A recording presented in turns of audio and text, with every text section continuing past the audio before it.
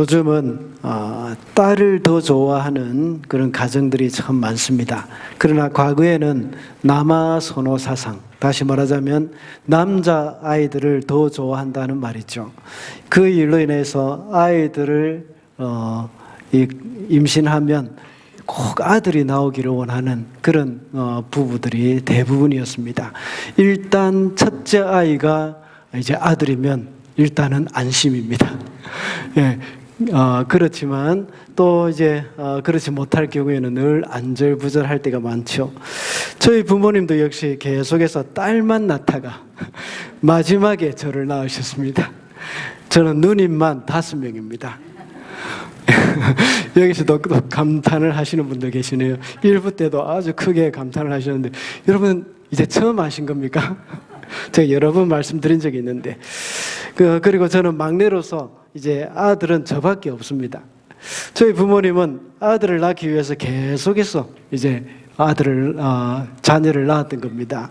유교 사상이 아주 강했던 저희 가정은 아들을 낳아서 가문의 대를 이어가는 것이 하나의 사명과도 같았습니다. 끝까지 포기하지 않으시고 아기를 낳다 보니까 마침내 제가 태어난 겁니다. 예.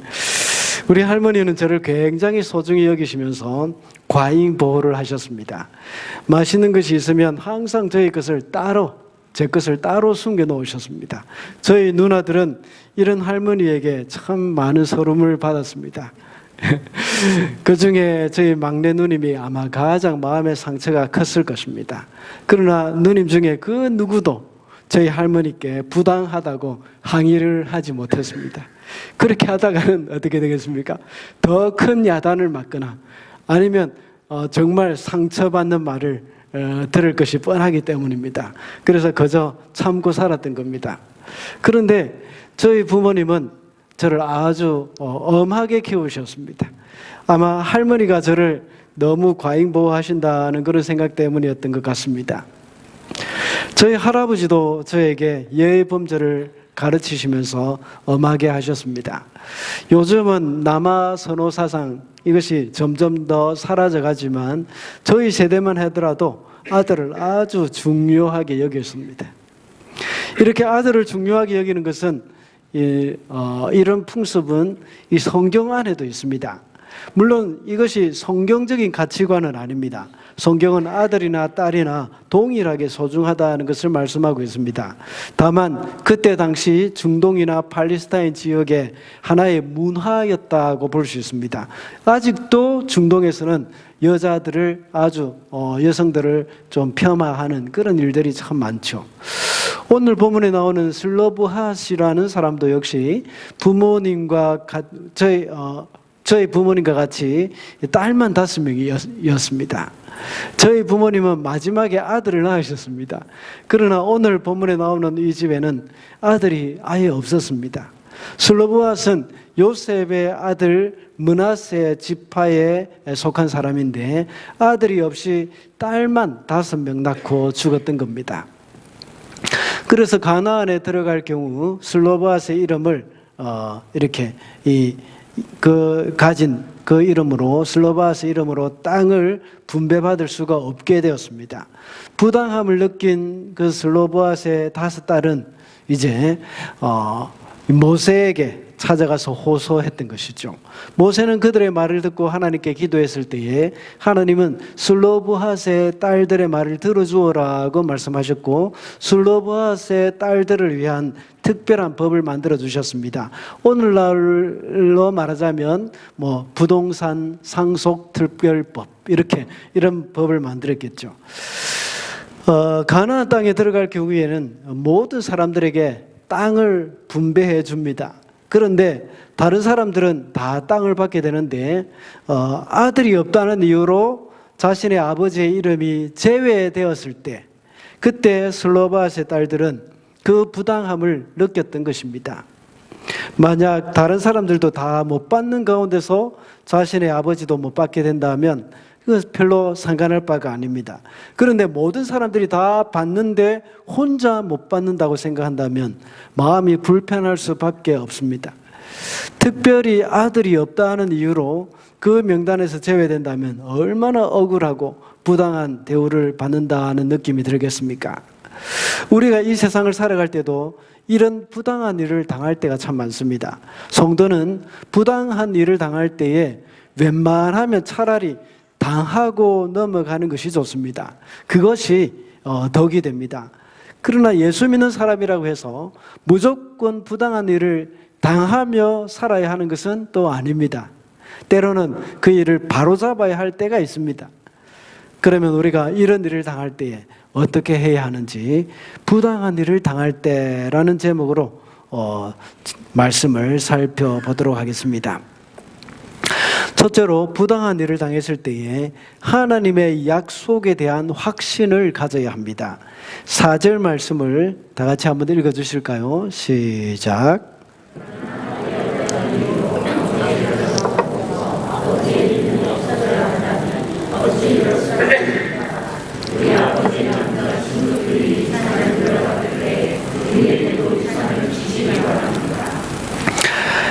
오늘 본문의 말씀의 배경은 출애굽한 이집트에서 탈출한 두 번째 세대가 가나안 땅에 들어갈 준비를 하는 장면입니다.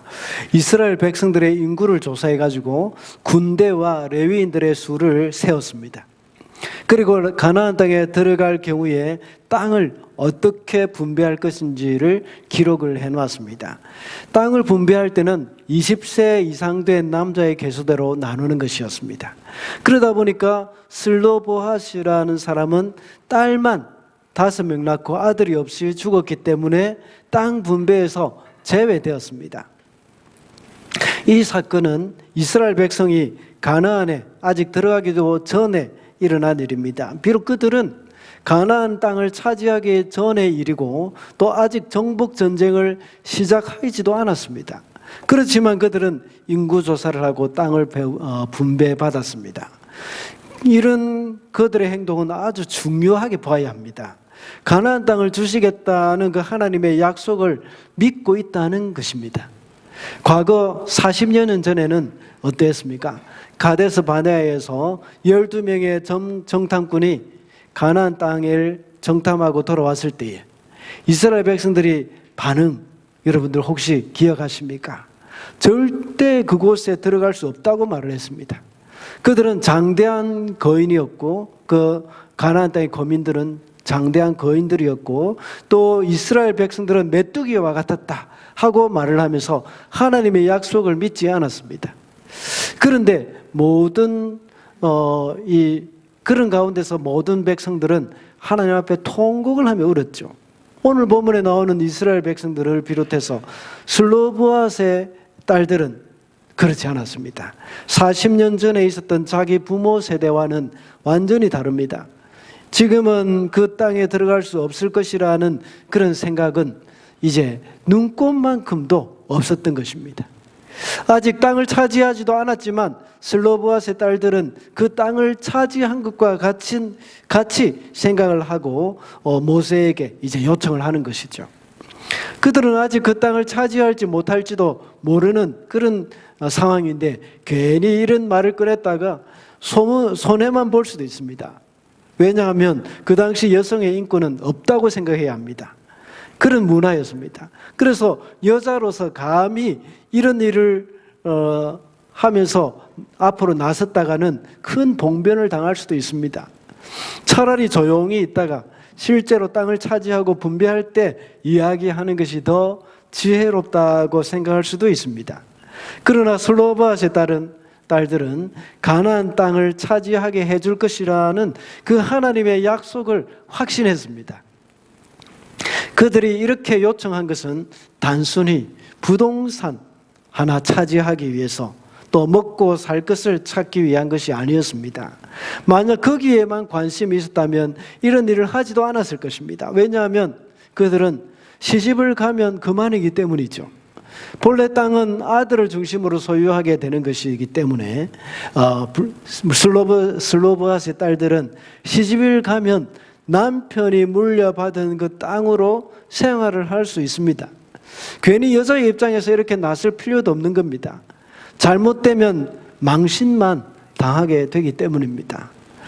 그러나 그들은 하나님 나라에 대한 소망과 하나님의 약속에 대한 확신을 가지고 있었습니다. 그들의 마음을 하나님이 아십니다. 그들이 단지 부동산 소유의 욕심으로 그렇게 했다면 하나님은 그들의 마음을 알고 계셨을 것입니다. 그리고 오늘 본문 7절 이하의 말씀과 같이 허락하지도 않았을 것입니다. 슬로보앗의 딸들이 정말 원하는 것은 부동산을 소유하는 것이 아니었습니다.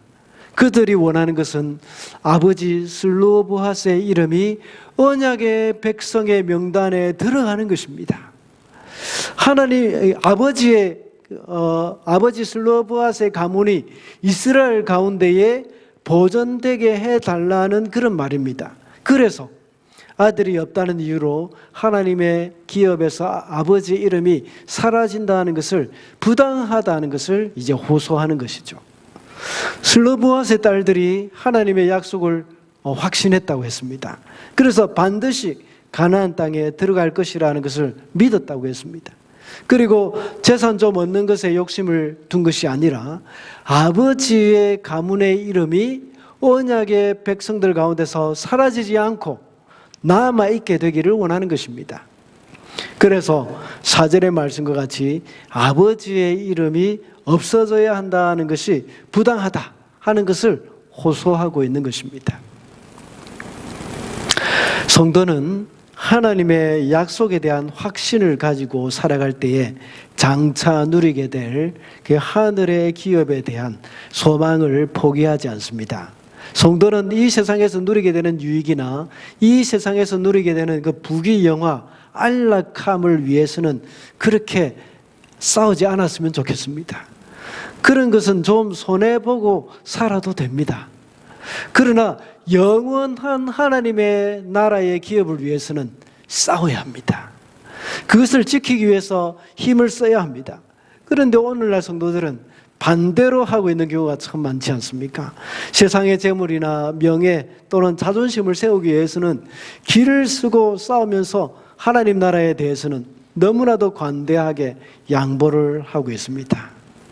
또는 이 세상에서 성공하고 이 세상에서 부자 되는 일에 대해서는 밤낮을 가리지 않고 열심히 노력을 합니다. 그런데 하나님 나라를 위해서는 너무나도 게으른 모습들, 이런 모습들이 얼마나 많이 볼 수 있습니까? 지난주에 우리 교단 코람데오 신학교에서 이제 집중 강좌를 했습니다. 마침 저는 이제 휴가 기간이었기 때문에 오클랜드에 가서 2박 3일 동안 세미나를 들었습니다. 주제는 다차원 사회 속의 기독교라는 제목이었습니다. 강사는 권수경 교수님이었습니다. 강의를 하시면서 예를 든 사건이 하나 있었습니다. KTX 울산역과 관련된 내용입니다. 제가 자료를 좀 더 찾아보았습니다. 왜냐하면 울산이 제 고향이기 때문에 무슨 자세한 내용이 어떤 것인가 싶어서 한번 찾아보았습니다. 울산역의 이름에 통도사라는 이름을 이제 부기 명칭으로 가로를 쳐서 넣은 일이 있었습니다. 그런데 울산 지역의 기독교 단체가 항의를 했습니다. 역 이름에다가 왜 절 이름을 함께 넣느냐는 것입니다. 이것은 명백한 특정 종교에 대한 특혜라고 주장했습니다. 그리고 울산시가 불교계의 로비를 받고 이렇게 이름을 붙였다는 것이죠. 그래서 결국은 통도사 부기 명칭을 삭제하고 공식 명칭을 KTX 울산역이라고 했습니다. 그러나 작은 간판에는 괄호를 해가지고 통도사라는 말을 그대로 쓰기도 했다는 것을 이제 말했습니다. 정말 때로는 이런 것들을 생각하면서 기독교 단체 참 잘했구나 하는 생각이 들 수도 있습니다. 그런데 그 교수님은 여기에 대해서 많은 아쉬움을 표했습니다. 작은 간판에 통도사라는 이름을 넣었기 때문이 아닙니다. 기독교 단체가 왜 이런 일로 싸우느냐는 것입니다. 차라리 기독교 단체가 통도사나 불교 측에 찾아가서 역 이름 너희들이 가져가라. 그러나 다른 것 우리에게 다오 하고 요구하는 것이 얼마나 좋았을까 하는 그런 생각을 했습니다. 그런 말씀을 하셨습니다. 예를 들자면 어떤 것이 있겠습니까? 군종 활동에 불교 군종 하나를 줄여주시고 그 대신에 기독교 군종 티어를 하나 더 따내는 것, 이것이 얼마나 지혜롭겠느냐 하는 그런 것이었습니다. 이 불교계는 군종 하나 줄이는 것, 이런 것은 뭐 큰 문제가 안 된다고 생각한다는 것입니다. 별로 큰 관심이 없다는 겁니다. 그들에게는 좀 더 겉으로 드러나는 것, 실제로 돈이 좀 더 많이 들어오고 자기 통도사에 손님들이 많이 오는 것, 이런 것들을 더 원하고 관심이 있기 때문인 것이죠. 오늘날 우리 성도들은 자칫 잘못하면 이렇게 살아갈 수 있습니다. 별로 중요하지 않은 것은 양보하고 정말 중요한 것을 차지해야 하는 것입니다. 그러기 위해서는 정말 중요한 것이 무엇인지를 잘 알아야 합니다.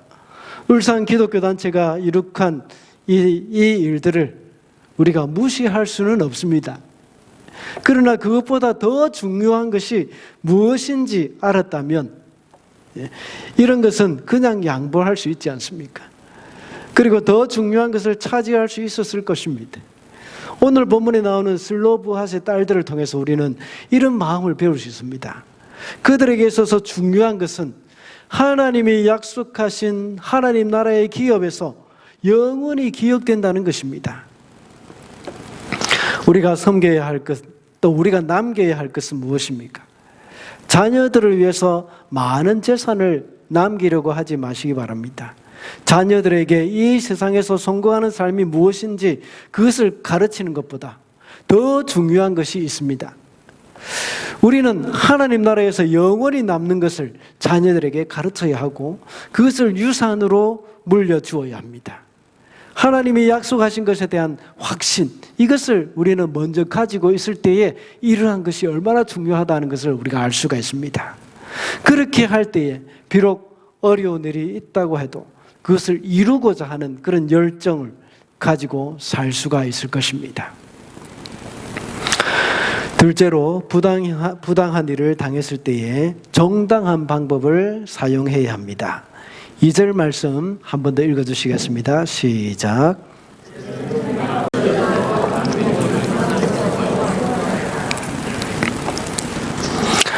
슬로브핫의 딸들의 행동이 기록되어 있습니다. 그들은 회막 어귀에 나왔다고 말을 하고 있습니다. 그리고 모세와 제사장 엘르아살과 지도자들과 그리고 온 회중 앞에서 말을 했습니다. 회막 어귀에 나온 이유는 이 문제를 먼저 하나님께 호소하기 위해서였습니다. 그리고 온 회중 앞에 섰다는 그 말은 잘못 이해하면 이스라엘 백성 전체 앞에 섰다고 이해할 수 있습니다. 그러나 온 회중이라는 말은 히브리어로는 원어로 보면 두 가지 단어가 있습니다. 그 중에 하나는 카할이라는 단어가 있습니다. 이것은 이스라엘 전체 백성을 가리킬 때에 쓰는 말입니다. 또 하나의 단어는 에다라는 말입니다. 에다는 개인의 중요한 재판이나 이스라엘 민족 전체와 관련돼서 이렇게 의결할 사항을 위해서 모일 때 사용하는 그런 말입니다. 이때는 각 가문과 또 지파 대표자들을 이제 가리킬 때 제한된 의미로 에다라는 그런 의미를 말을 사용합니다. 오늘 본문의 경우에는 후자 에다라는 말로 사용된 것입니다. 그러니까 모든 이스라엘 백성들이 다 나왔던 것이 아니라 그 중에 대표자들이 있었다는 겁니다. 지도자들이 있었다는 것이죠. 그래서 하나님의 회막 어귀에 나와서 모세와 엘르아살 그리고 장로들과 지도자들 앞에 섰다는 것입니다. 슬로브핫의 딸들은 자신들의 문제를 정식으로 회막 앞에서 모세와 엘르아살을 비롯해서 지도자들 앞에 가지고 나와서 하나님의 판결을 맡겼다는 것이죠. 부당한 일을 당했을 때에 슬로브핫의 딸들은 정당한 방법을 사용해서 이제 호소를 하고 있는 것입니다. 이들이 호소하는 내용 중에 이제 3절을 보면 고라의 무리에 대해서 말을 하고 있습니다. 고라의 무리는 하나님께서 지도자에게 두신 그 권위를 무시하고 모세와 아론의 리더십에 대항하기 위해서 이 모인 그런 무리들이죠. 그러다가 결국은 그들은 심판을 받아서 다 죽었던 사람들입니다. 오늘 본문에 나오는 그 고라는 자신이 부당한 일을 당하고 있다고 생각할 때에 어떻게 대처한 것입니까? 고라 자손들은 자신들의 문제를 들고 반역하는 행동을 취하면서 항의를 했던 겁니다. 그들은 정당하지 못한 방법으로 대처를 하면서 하나님께 반역했습니다. 하나님이 영적 지도자에게 주신 그 권위를 무시했던 것이죠. 그래서 그의 후손도 없을 뿐만 아니라 기업도 그들에게는 없었습니다. 주어지지 않았습니다. 그러나 그의 아버지 여기 나오는 슬로브핫은 고라의 무리와 같이 반역해서 하나님의 심판으로 죽은 것이 아니라 자연사한 것이라는 것을 말하고 있는 겁니다. 출애굽 1세대로서 광야에서 죽은 사람들이라는 그런 의미입니다. 그러므로 슬로브핫은 고라의 무리와는 다르다는 것이죠. 그래서 고라는 기업이 없는 것이 고라에게는 당연한 것이지만 아버지 슬로브핫은 기업이 있어야 한다는 말을 하고 있는 것입니다. 그 외에도 이스라엘 백성들은 지난 40년간 광야 생활을 하면서 얼마나 불평불만이 많았습니까? 그들은 정당한 방법으로 이렇게 한 것이 아니었습니다. 모두가 다 고라와 같은 방법으로 그들의 불만을 표현하고 원망을 했던 겁니다. 무슨 일이든지 그 공동체의 권위를 무시해서는 안 됩니다. 이것이 그들의 영적인 흐름이었습니다. 그들은 40년간 광야 생활을 하면서 고라 전에도 그렇게 했고 고라 후에도 그렇게 하다가 결국은 다 죽었습니다. 어려움을 겪은 그런 교회들, 그런 교회들을 보면 정말 이상한 영적인 흐름을 볼 수 있습니다. 교회들이 어려움이 생길 때는 항상 동일한 사건으로 인한 어려움이 있었습니다. 가령 예를 들어서 어떤 교회는 재정 문제로 어려움이 생겼던 과거가 있었는데 그 세월이 흘러서 그 교회의 지도자들과 멤버가 다 바뀌었지만 똑같이 재정적인 문제로 다시 어려움을 겪는 것입니다. 이 예를 들어서 하는 말입니다. 또 어떤 교회는 직분자 안에서 어려움이 있었던 역사가 있었는데 세월이 흘러서 직분자가 바뀌었음에도 불구하고 또다시 동일한 문제로 어려움을 겪는 것입니다. 그 이유가 무엇일까요? 죽지 않았기 때문입니다. 그런 고라와 같은 마음이 죽지 않았기 때문에 비슷한 일이 일어날 때마다 동일한 반응을 하는 것입니다. 하나님이 왜 이런 시험을 그들에게 주셨을까요? 통과하지 못했기 때문입니다. 그런 비슷한 일이 있을 때에 그들은 하나님 앞에 기도하면서 자아를 죽이면서 하나님 앞에 애통하면서 이 문제를 해결해 나가야 하는데 그렇게 하지 못하고 정말 고라와 같은 방법으로 그 문제를 해결하려고 했기 때문이죠. 이 시험을 통과하지 못할 때는 하나님은 그 교회를 사랑하기 때문에 그것을 통과할 때까지 같은 그런 시험을 주실 때가 참 많습니다. 그래서 원망하고 반역하는 마음이 계속해서 일어나서 교회의 어려움이 처하게 되는 것이죠. 이 일은 성도나 목사나 마찬가지입니다. 저도 역시 예외는 아니라고 생각합니다. 늘 우리 안에 정당한 방법이 무엇인지 고민하고 그것을 찾아가야 하는 것입니다. 슬로보핫의 딸들이 만약 고라와 같은 사람들이었다면 어떻게 했을까요? 정치를 왜 이따구로 하냐고 따지고 들었을지도 모릅니다. 이것이 민생을 위하는 법이냐고 막 말하면서 삿대질하고 욕을 하면서 모세를 원망하고 또 엘르아사를 또 원망했을지도 모릅니다. 그러나 권위를 존중해서 해막 어귀에 왔고 모세와 엘르아살 그리고 지도자들 앞에 절차를 지키면서 정당한 방법으로 나왔습니다. 그러나 고라의 일당들은 권위를 무시했다는 것에서부터 잘못된 방법이었습니다. 교회의 직분자를 무조건 맹종하는 것도 건강하지 못한 신앙생활이지만 또 다른 극단으로 해서 이 직분자를 무시하고 함부로 대하는 것도 역시 위험한 일이고 개인의 신앙에 전혀 도움이 되지 않는 일입니다. 교회 직분자의 권위를 무시하는 사람들은 모두가 자신의 종교개혁자쯤 되는 것처럼 생각하는 그런 경향이 있습니다. 루터와 칼빈이 로마의 가톨릭의 잘못된 모습을 보면서 종교개혁을 일으킨 것 정말 잘한 일이고, 오늘날 그 덕에 오늘 우리 개신교가 이렇게 성장하고 있지 않습니까? 그런데 오늘날 많은 사람들은 자신이 루터나 칼빈이 되는 것처럼 착각을 하는 사람들이 얼마나 많은지 모릅니다. 이런 사람들의 특징은 리더의 권위를 무시하고 함부로 대하고 있다는 것입니다. 그래서 너무나도 쉽게 교회를 비난하고 직분자나 지도자들을 비난하는 경향이 많아졌습니다. 그렇게 하다가 어떻게 되겠습니까? 고라와 같이 되어버리기 정말 쉽습니다. 그러나 우리는 슬로브핫의 딸들과 같이 정당한 방법을 사용해야 합니다. 성도는 자신의 방법으로 부당한 것을 바로잡으려 하기보다는 슬로브핫의 딸들과 같이 정당한 방법을 사용해야 합니다. 우리는 최대한 모든 것을 객관적으로 볼 수 있도록 노력을 해야 합니다. 심지어 자기 자신조차도 객관적으로 볼 수 있도록 노력을 해야 합니다. 자기가 가지고 있는 이런 생각이나 나 개인의 유익을 위한 것은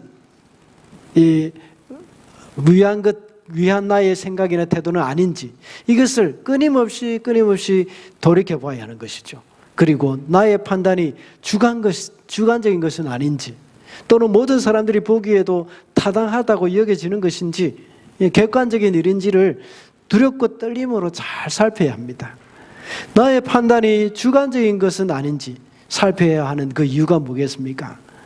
그것은 오늘 본문의 사건과 같이 자신이 당하는 일은 이 감정적으로 대처하기가 참 쉽기 때문입니다. 다른 사람들이 당하게 되는 것에 대해서는 좀 우리가 객관적으로 반응을 하기가 쉽습니다. 그러나 자신이 직접 그 일을 당할 때는 객관성을 잃어버리기가 참 더 쉽죠. 그러므로 항상 정당한 방법이 무엇인지를 잘 살펴야 하고, 이 일에 대해서 내가 과연 객관적인 시각으로 보고 있는지를 잘 생각을 해야 합니다. 그래서 교회 안에서의 질서를 지켜야 하고 기본적인 예의도 지켜야 하는 것이죠. 이것이 바로 성도다운 행동이라는 것입니다. 마지막으로 부당한 일을 당했을 때에 억울한 마음을 하나님께 가지고 가야 합니다. 5절과 6절을 읽어주시겠습니다. 시작.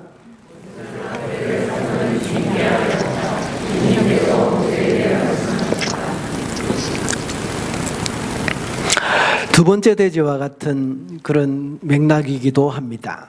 그러나 앞서 두 번째 대제에서는 정당한 방법에 초점을 두었다면, 이번에는 하나님께 나아간다는 측면에서 살펴보고자 합니다.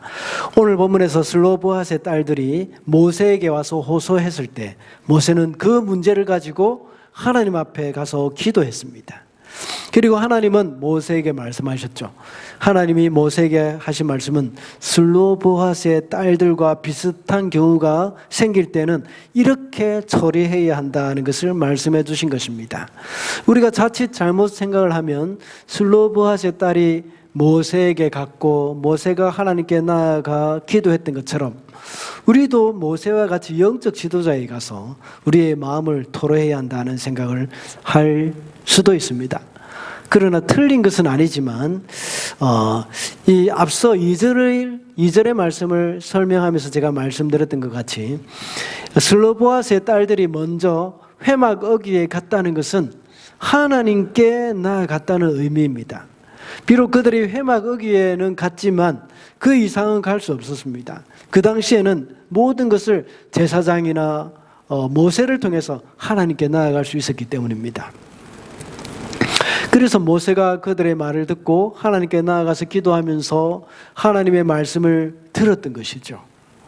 하나님께 나아간다는 그런 측면에서 볼 때 또다시 이제 고라와 비교할 수 있습니다.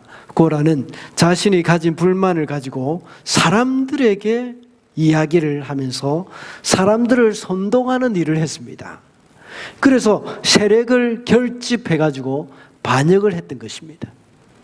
우리는 신앙생활을 하는 가운데 부당하다고 생각하는 일이 있으면 하나님께 가지고 가야지, 그것을 가지고 사람들에게 이야기를 하면서 자기 편으로 만들어서 세력을 이렇게 결집해서는 안 됩니다. 그렇게 하다가 교회가 분열이 일어나게 되고 어려움을 당하게 되는 것이죠. 언젠가 말씀을 드린 적이 있지만 사람들은 옳고 그름을 따라서 판단을 하기보다는 좋고 싫음을 따라서 판단을 하는 경향이 참 많습니다. 그래서 옳고 그름을 떠나서 자기와 친분이 있는 사람들의 편을 들게 마련입니다. 그래서 자신이 옳고 상대방이 틀렸다는 것을 증명하기 위해서 기가 막힌 명분과 논리를 만들어내기도 합니다. 그래서 어떻게 해서든지 상대방을 나쁜 사람으로 만들고자 하는 것이죠. 그러나 하나님의 사람은 우직하게 하나님만 바라보면서 하나님께 나아갑니다. 구약에는 항상 모세나 제사장을 통해서 하나님께 나아갈 수가 있었습니다. 그러나 신약에서는 모든 성도가 하나님께 직접 나아갈 수 있게 되었습니다. 그것은 엄청난 특권입니다. 이 특권을 전혀 사용하지 못하는 사람들이 얼마나 지금 많습니까? 안타깝지 않습니까? 우리에게 억울한 마음, 부당한 일을 당했을 때 그것을 하나님께 가지고 가서 기도했던 여인이 있었죠. 누구입니까? 예, 한나. 그렇죠? 맞습니다. 바로 사무엘의 어머니 한나입니다. 사무엘상 1장 10절에 보면 한나가 마음이 괴로워서 여호와께 기도하고 통곡했다고 말씀하고 있습니다. 여기서 잠깐 우리가 짚고 넘어가야 할 부분이 있죠. 앞에서 슬로브와 딸들은 모세를 통해서 하나님께 나아간다고 했는데 한나는 직접 하나님께 기도했습니다. 앞서 말씀드린 것은 구약의 이스라엘 백성은 하나님께 전혀 기도를 하지 못했다는 그런 말이 아닙니다. 그들은 어디서나 하나님께 기도할 수 있었습니다.